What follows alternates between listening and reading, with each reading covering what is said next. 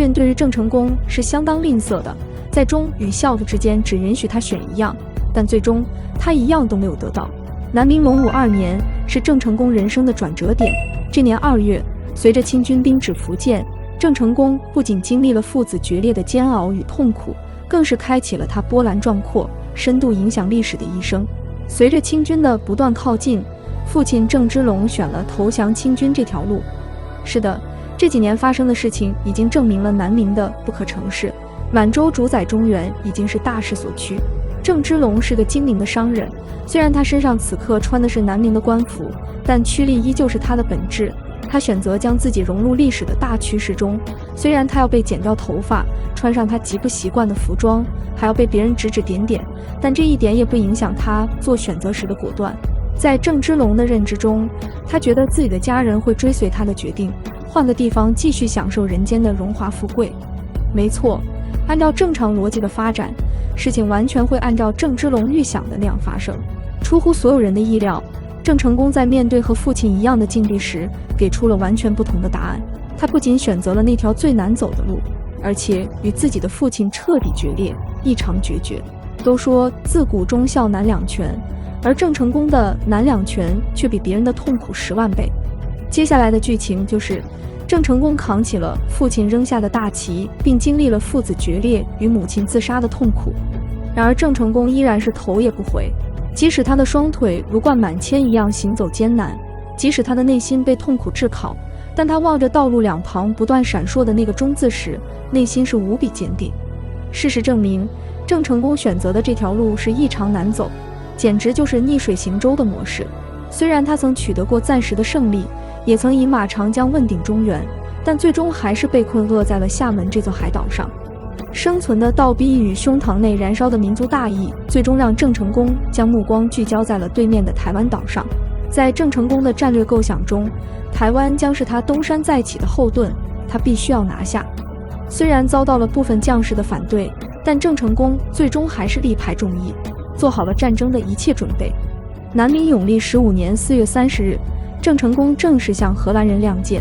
在进攻热兰遮城时，虽然遭到了荷兰人强烈的抵抗，但郑成功还是凭借自己的个人能力、将士的武勇以及常为久困、且战且更的战略优势，最终将荷兰人赶走。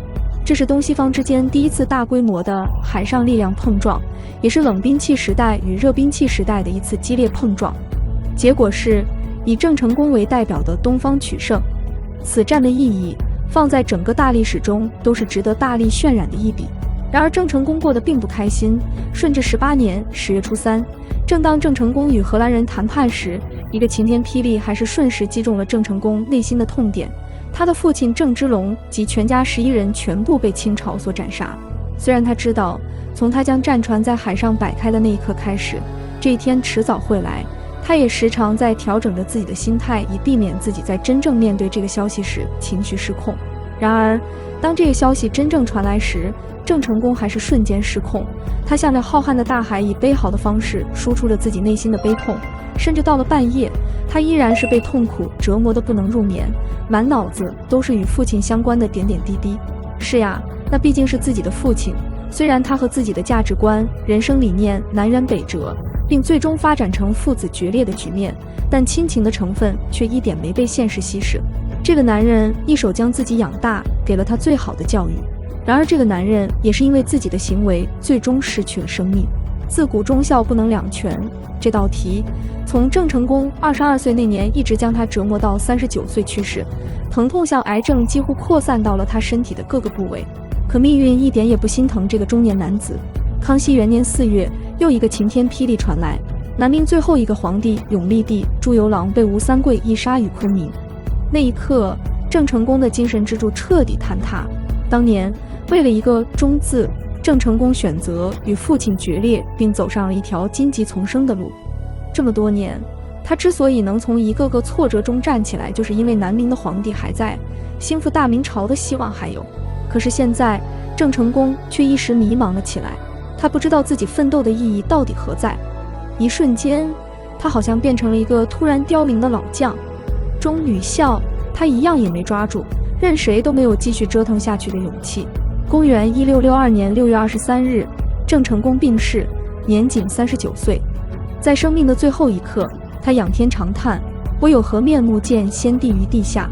虽然郑成功哀叹自己忠孝两空，但他一生的事迹是足以青史留名的，这已经是许多人做不到的成功了。人的生命分为两部分，生前和身后，前半部分活在人世，由他自己决定；后半部分活在历史，被后人评说。这是中华儿女独有的人生观。